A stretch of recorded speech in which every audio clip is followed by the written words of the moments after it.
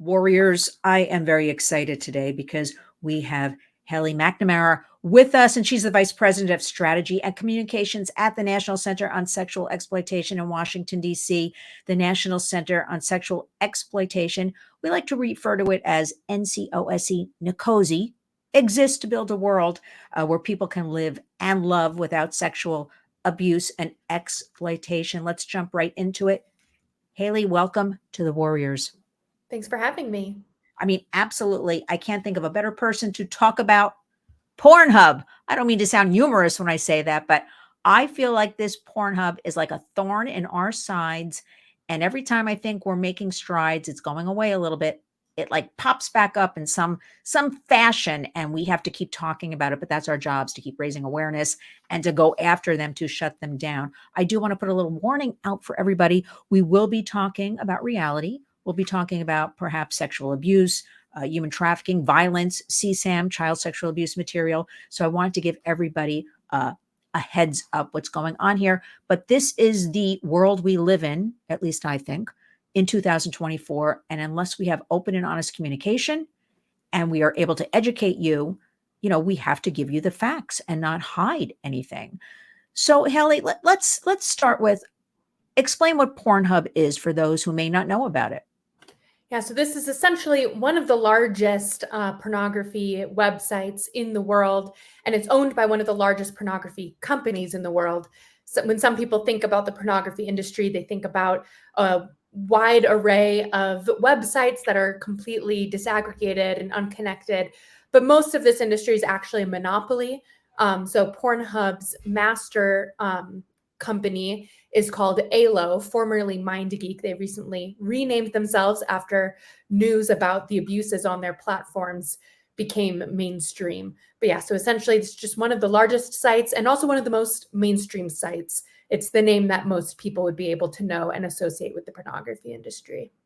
Wow.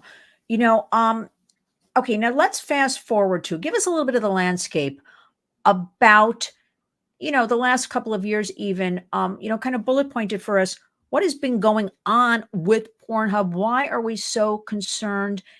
And, I want to talk about this before we get into anything about age verification and all that stuff, because I really want people to understand. And I say this to you, Haley, because I remember I was thinking back about 10 years ago.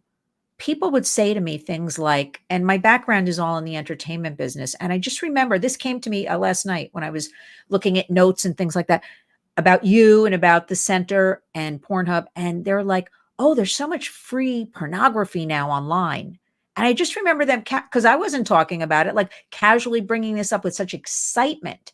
So let's fast forward about 10 years. Here we are. Lay out the dangers of all of this. Yes. So the pornography industry has really changed with the internet, of course, as most industries have, but they've really exploded in the amount of viewers, the amount of quote unquote free content, although there's ads and they're monetizing people's data as well. And so they've had almost a limitless supply of online free pornography. Obviously, children and adults as well regularly being exposed to this content. But with Pornhub specifically, for a long time, we've known that there is abuse that happens within the pornography industry, and even recorded sex trafficking, recorded child sexual abuse, or even just non-consensually shared sexually explicit videos that get uploaded to these websites.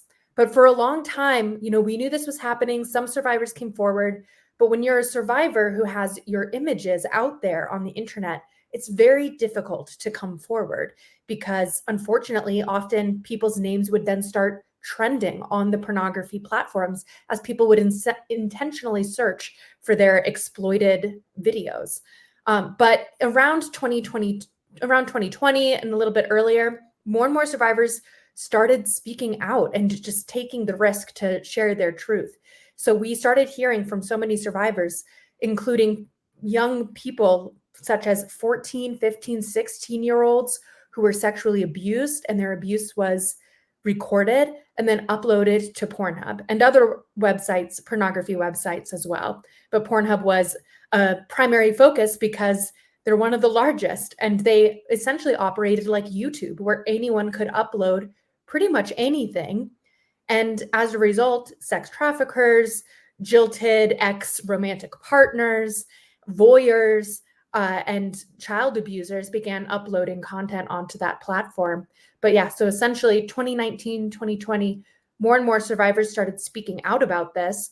And this company got under fire. So there was a New York Times expose about it that covered some stories of these children. And the company is actually headquartered in Canada. There was a Canadian ethics parliamentary hearing where they called forward the executives of this company to try to answer for themselves. And so it's just on record in multiple places of survivor testimony and even admissions from executives that there have been rampant abuse uploaded onto this platform. I have like 20 questions at least from what you just said. First of all, again, I'm here in New York City, and I remember could have been 5 years ago.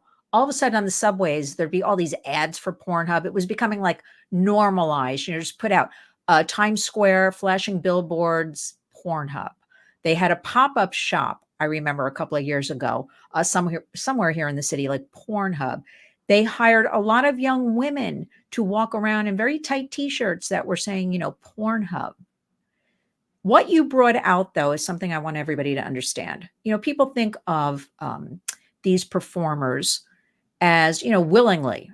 That's sort of the public's perception, if they're in a video and doing this. When we have learned through our work, your studies specifically, who you're meeting, at the center, the survivors talking, no, a lot of them are forced, coerced. It's a form of human trafficking. People do not understand that. The same goes for these strip clubs.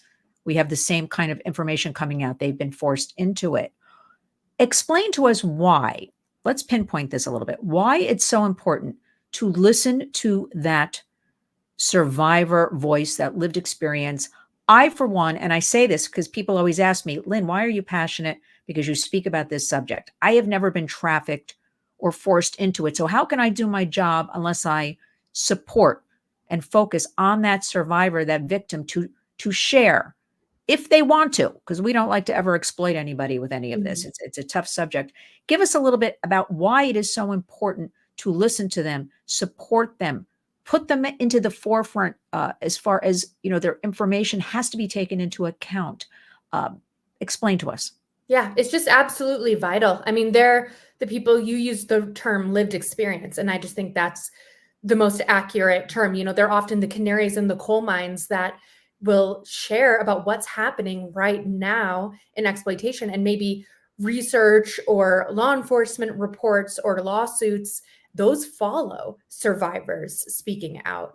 Survivors are kind of that first wave of information, and then continue to lead the charge. We've seen in so many cases, especially with Pornhub, but even in advocacy with other corporations or forms of exploitation as well, when survivors speak, that's when journalists listen. That's when elected representatives, legislators will listen. That's when law enforcement listens, and that's when the courts listen. So really, their voices are just the most powerful for conveying, their story, again, like in the time and place and way that they're comfortable sharing it. But it is so key. And I think it's the survivor voices speaking out about the non-consensually shared or recorded materials that have completely changed the game, and recognizing that there is a significant amount of abuse material on these mainstream pornography platforms.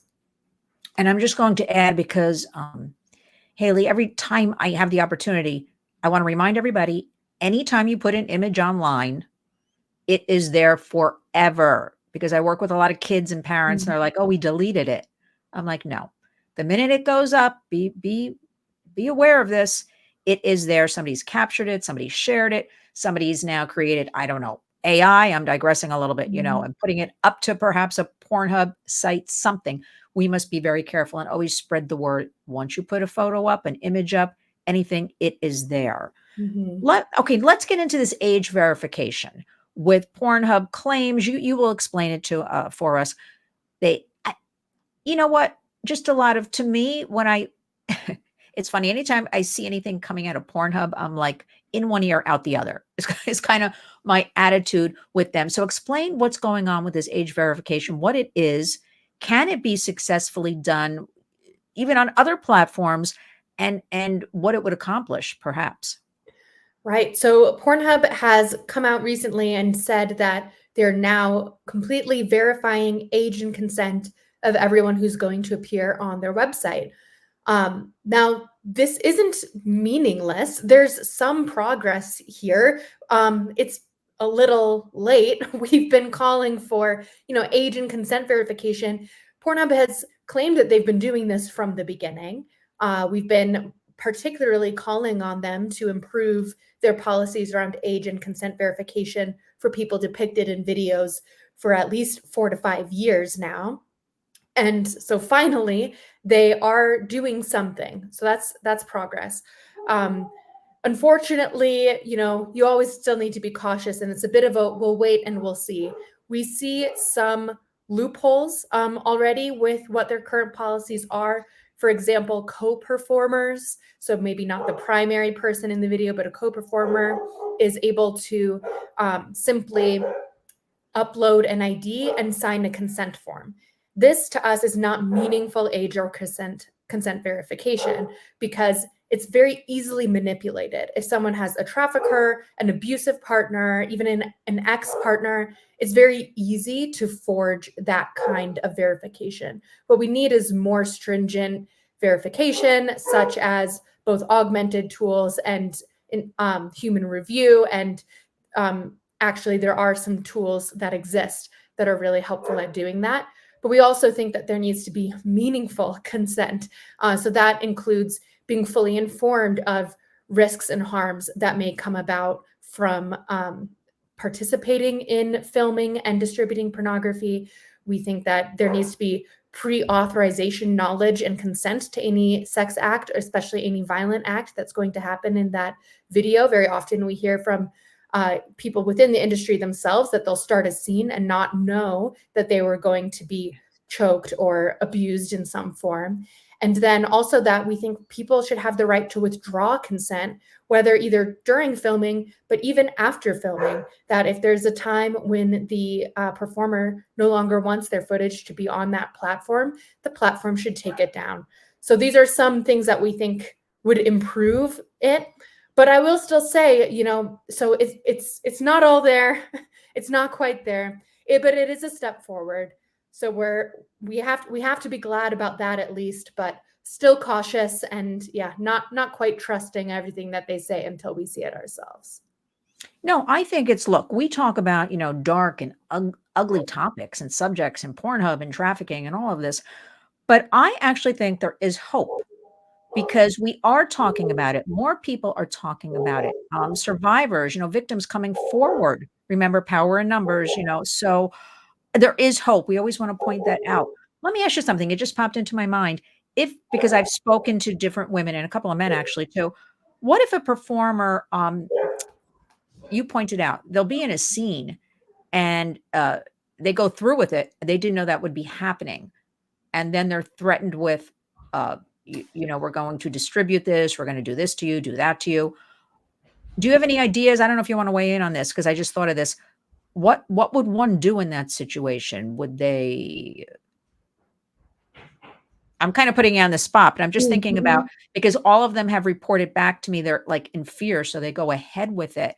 Yeah, and that's what the then majority do. and they don't realize like you don't have to, and there's help out there if you want it. They'll always say like, "Who's going to help us? I took my clothes off and agreed to film like a this scene, this movie." I'm like, "No, but you didn't agree to film actually a gang rape or being choked out or something like that." Do you have any thoughts on this?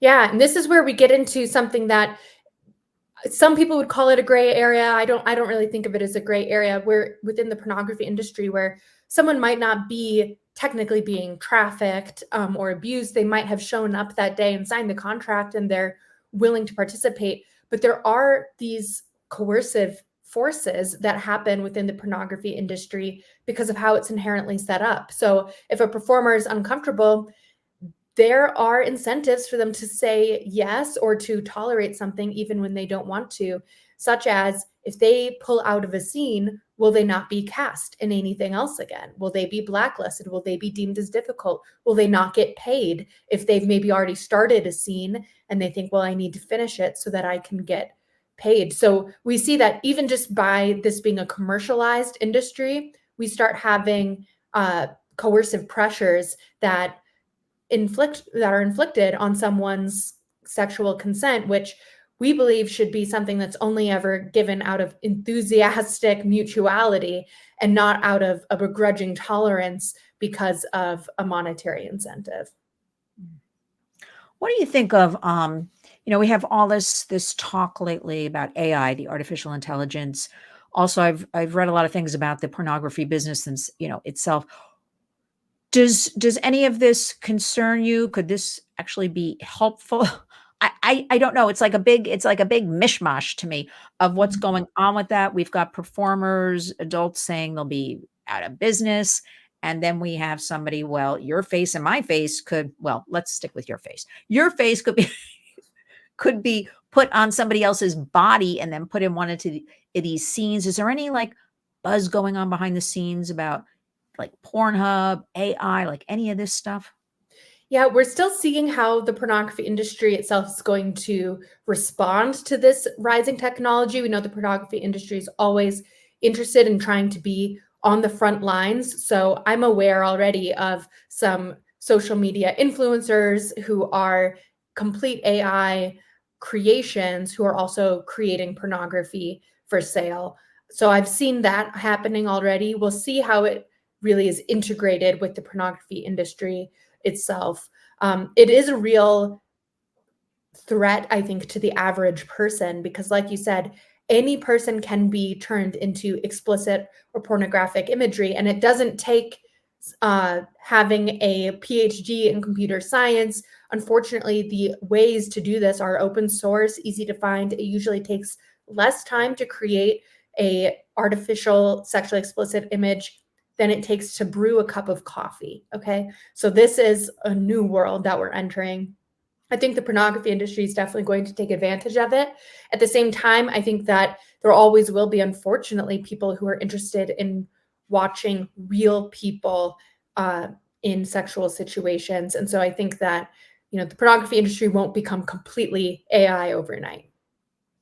Hallie, we had a case here close by in New Jersey, next door to us in New York, a couple of months back where at a high school, a student created just very easily some AI of some fellow peers, some girls.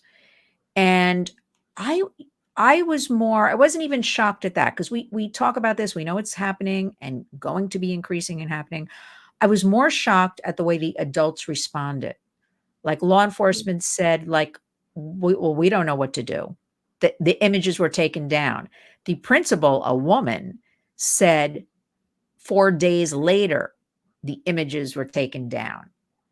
And this one girl in particular was walking around wondering why everybody was pointing at her and laughing at her. I'm pointing this out because this is the tip of the iceberg. Like, we have to keep educating about this, talk to the kids, talk to everybody about that particular, how easy it is to create all of this. At least try to intervene so we don't have more of this. At least that's what I think. Do you have any thoughts on this with kids in particular? Because, they're getting younger and younger. This happened to be a high school, but they're going to start in 5th and 6th grade creating with these free tools online and things like that. Any thoughts to share on that? Yeah, it's really unfortunate that I've heard many stories like this where it is happening in high schools and middle schools even. And children, they don't recognize the impact of what they're doing. The fact that very typically, if you're creating an image like that based on someone who's under the age of 18, that could qualify as child pornography under the federal law or child sexual abuse material. But really that story illustrates is that the laws are behind the times on this issue. Law enforcement doesn't know how to respond to it when they get these calls. And also, a big problem is accountability within the big tech spaces as well, because are they always taking it down when it's reported to them? not consistently. And I think also there's this problem that sometimes it's very difficult to tell the difference between an authentic image and an artificial image. Even for tech experts, it's now becoming increasingly difficult. So we actually think that this problem is so severe, and we're going to have so many victims of this, adults and children. We really need mainstream social media and other big tech platforms to not allow any kind of sexually explicit material unless they can positively identify identity, consent, and age, which is, again, as we talked about a little bit with the Pornhub situation, actually quite difficult to do and a really high burden. So we think if you can't verify this kind of content, then you should not host it. So I'm thinking of companies like Twitter, for example, or X as it's now called, which is filled with sexually explicit material, no consent verifications, no age verifications, and no real identity verification. So that's a place very often where artificial images are circulated as well. So we need law enforcement to step up and our laws to be updated, but we also need big tech to take more responsibility too. That brings me to the next point. What happened yesterday on Capitol Hill with the Senate hearings with 5 CEOs from big tech companies? Do you want to weigh in about that? Are you feeling, again, we're positive anytime we can talk about all these subject matters and child sexual abuse material. Do you really see anything coming from that? Because I tell you, I personally am discouraged because I'm like, apologies don't really matter, but take actions really matter.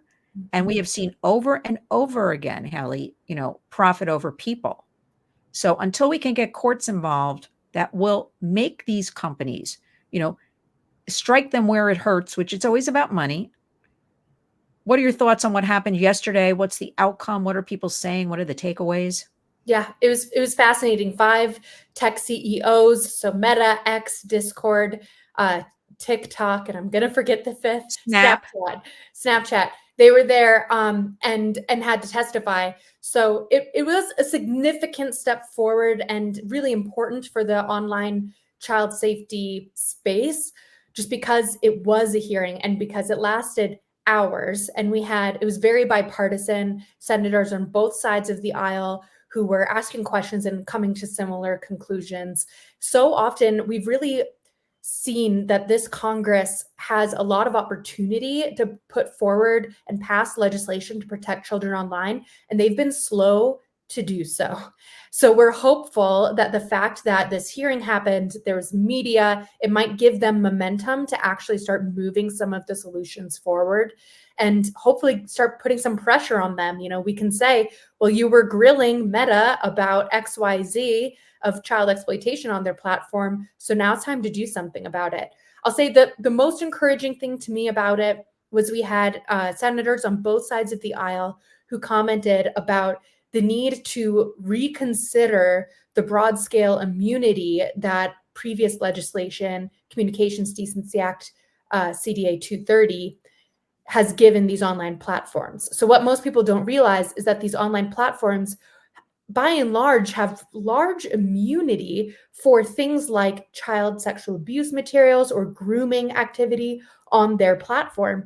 And it shows, right? We've seen how the incentives are there. They know that they most likely won't get sued or that their suits will get dropped in court because of that immunity clause. And we thankfully had senators on both sides of the aisle questioning that and saying, maybe it's time that we don't give you, as an industry, just carte blanche immunity. Maybe you need to do some more common sense reforms to earn something like that. So that to me was, well, there's always pomp and circumstance around these hearings. We'll see what comes. But that to me was the most encouraging part, that we're talking about some serious reforms that might still be a few years away, but hopefully we're building momentum there. Yes, and I'm glad you brought up bipartisan, because this entire issue, belongs to no political party. So that is very encouraging. You, of course, are very kind, because I think Congress is completely too slow. The proof is there. The groups are there. The survivors are there. To see parents yesterday loved ones holding up signs of dead or harmed children that were there in the room in front of these 5 CEOs. If Mhm. they can't, on a personal level, whether they're a parent or not, I know of a couple of them that are parents.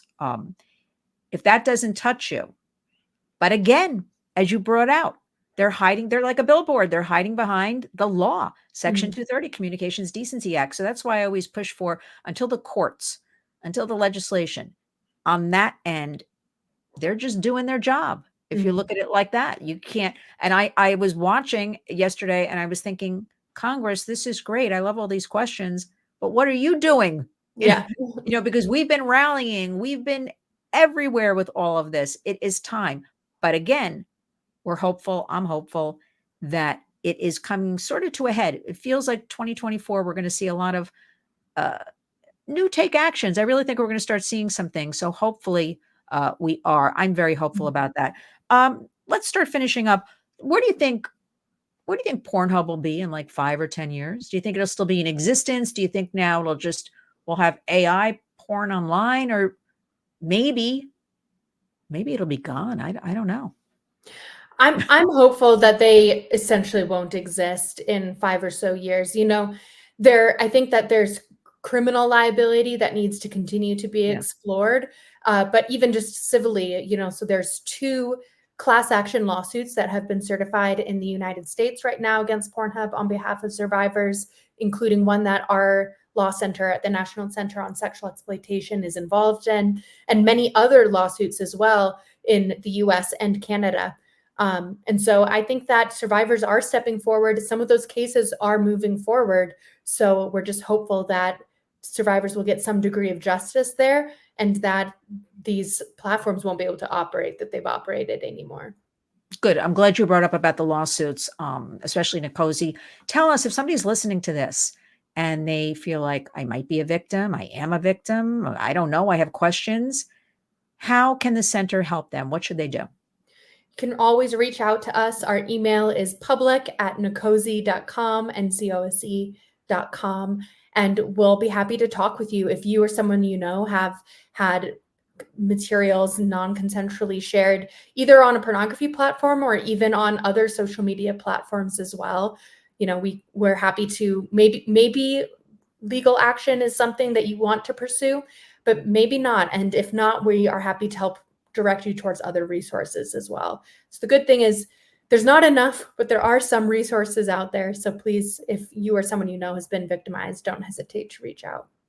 Excellent, but it starts with somebody talking about it. It has to start Mhm. there because people will say to me, "Well, I'm embarrassed. I don't know." There's no like wrong or right. You can contact the center and just ask questions and just discuss it. I think that is the most important starting point. Um, Also, how can the public help the National Center on Sexual Exploitation? Because I believe, Haley, in 2024, we all have a duty. We live in a different country, a different world, that we all must do something to help everybody else in our country. What Mhm. would you suggest? I think you can go to our website and sexualexploitation.org. If you go to our blog, there's a brand new blog that's all about the hearing yesterday.